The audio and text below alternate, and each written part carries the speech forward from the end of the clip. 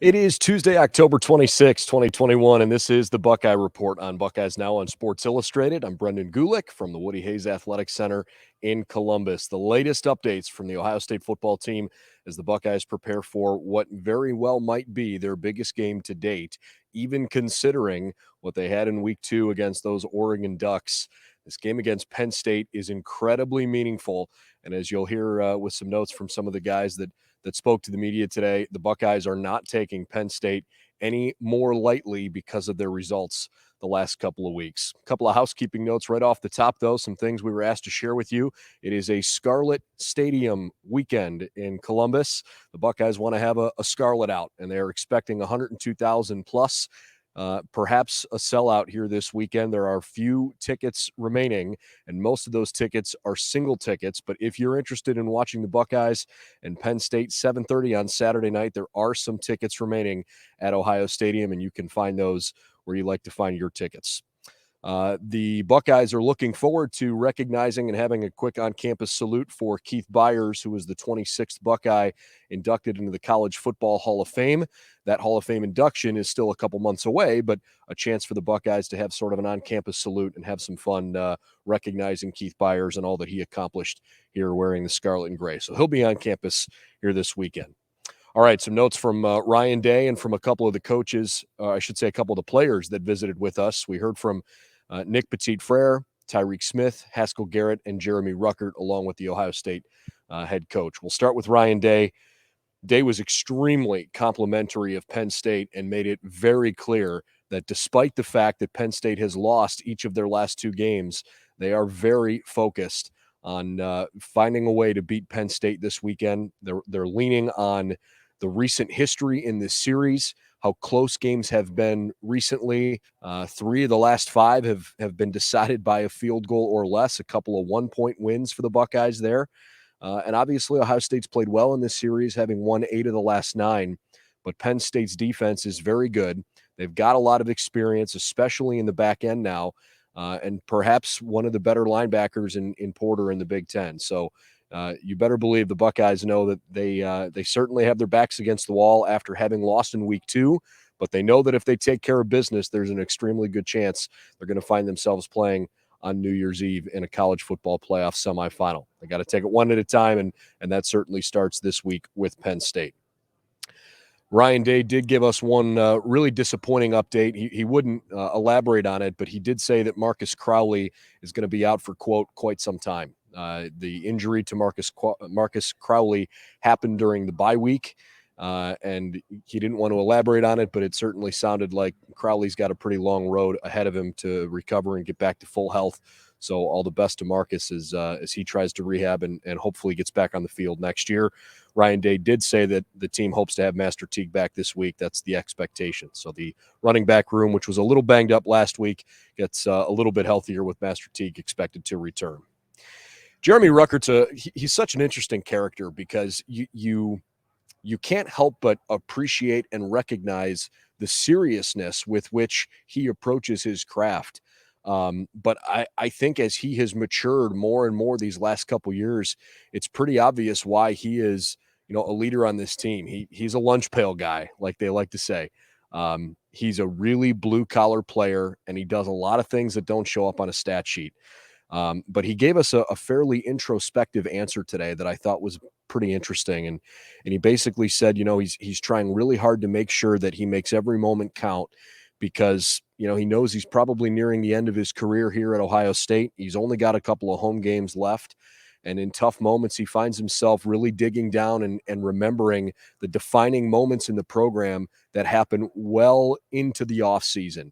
The tough workouts with Mickey Marotti, the really, really tough days early in camp when they're trying to get themselves ready to go so that come season, it's not as big a deal when you feel like you've got some adversity come your way. I just thought it was a really polished, mature answer from Jeremy Ruckert and a guy the Buckeyes clearly are leaning on, knowing they need some real veteran presence for a young team that is getting some really valuable experience as they've gone through this impressive stretch offensively. Haskell Garrett was up next, He was asked basically, I think maybe the highlight of his questions, he was asked about whether or not it changes his preparation if he knows or doesn't know if Sean Clifford is going to be the starting quarterback this week for Penn State. Obviously, Clifford got hurt a couple of weeks ago against Iowa, and Penn State crumbled when he left. And then maybe somewhat controversially, if you're a Big Ten football fan, Clifford played against Illinois, and it still wasn't enough. They lost to the Fighting Illini in that crazy 9 overtime game this past weekend. Whether or not Clifford is going to be 100% healthy may not, be known until it's much closer to game time. But there is definitely this aura of uncertainty around it. Haskell Garrett said, we are much more locked in on the scheme, trying to get a good feel for the offensive system. You pay a little bit more attention to who the coordinator is and what kinds of things they like to do, more so than personnel if you're not sure if someone's going to play. And he pointed to last week with Indiana and said, look, they used a bunch of different quarterbacks, and we didn't know until late in the week exactly who was going to be starting that game either. So not a huge deal for him in that regard. Tyreek Smith, boy, it was good to see him play last week after he had missed a couple of games with injury. This is a guy that's got an unbelievable amount of talent, and he just hasn't had a ton of opportunities because he's been hurt. And last year, obviously, at the end of the season, it was really tough for him to be going through the COVID stuff he went through. All the hype and praise around his ability, and perhaps he's been hampered a little bit by some of the things he can't control. And so I asked him what he's most proud of going through a lot of that. And he said, I'm proud of the fact that I've grown in my faith and, have tried to make a serious effort in, the things that he can't control, just sort of letting them go, recognizing that there's a lot of things that are going to go on in your life that you just can't control, and you got to learn to roll with it. But he said he's done a really good job of controlling what's in front of him. But he's proud of the fact that he's grown in his faith and that he's, worked hard with guys around him to continue to grow in that regard. He also said on dealing with injuries, quote, "It sucked, but health is the most important thing." And I don't blame him. He said he didn't want to put bad film out there when he wasn't 100%. And I thought that was, for somebody who probably hopes to be playing beyond Ohio State, I'm sure if you're not 100% healthy, putting bad film out there is a realistic fear. And so I don't blame him for that one bit. And lastly, we heard from Nick PetitFrere. Nick is also a really introspective guy, and it's fun to pick his brain a little bit. He talked about wanting to be 9 units strong as a whole team, but did reference that he thought the offensive line unit probably had one of their best games of the season against Indiana. And you can look at a whole bunch of stats to see that. They kept CJ Stroud on his feet basically all game long. There was 1 sack. They ran the ball effectively. It was a really, really good game. And frankly, they're playing some depth. Another thing Ryan Day had to say, he's grateful for the opportunity to play some depth because of the fact that the offense has clicked the way it has. Last year, that was a huge problem for this team. They couldn't develop some of the underclassmen, and it put a heck of a lot more pressure on the beginning of this season for those guys to get some opportunities. And thankfully, it's worked out pretty well.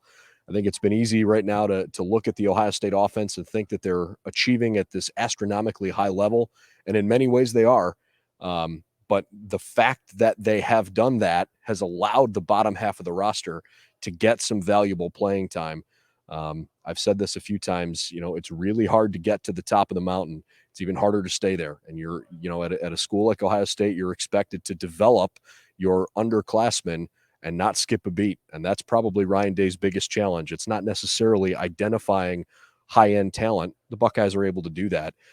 It's about making sure that they can have those guys step into the roles when it's their turn and to have the engine keep on going. It's fun to watch this team because they do that so well, perhaps better than anybody in the country. And lastly, from Nick PetitFrere, I just found this so cool. I was going to ask him this question. I'm glad someone else got to it about night games. Do you like playing night games? Sometimes as a college athlete, you get a lot of a routine, right? And the Buckeyes do play a lot of noon games. And so maybe it's easier for your body and your mind to get ready for a noon game. And Nick raved about the opportunity it gives him on Saturday mornings to watch more film. He's not necessarily just laying in bed or watching TV or doing whatever he's doing Saturday, kicking around and waiting for the game to come around. He talked about his rhythm and routine of all the film they watch throughout the course of the week, but he specifically said, I love when we have Saturday night games because it gives me another window on Saturday morning to make sure I'm watching enough film to prepare for the game that week. Those little details don't go unnoticed, and when you've got a team that's trying to win a national championship, you have guys that do those kinds of things. It sets great example for younger players. But it also goes to show the special group that this team has right now. And I think you're starting to see why Ohio State believes they've got a really, really good chance to make a deep run, even though they don't publicly say those things right now. They're just trying to focus on Penn State. I think there is a serious belief developing within this Woody Hayes Athletic Center right now that this could be a special team, and they hope that they could win yet another Big Ten championship. Really hope you'll check out all of our stuff over on Buckeyes Now. We've got lots of content on our social media channels, certainly right here on our YouTube channel, and BuckeyesNow.com for all the latest over there as well. 7:30 kickoff Saturday night. Wear your scarlet.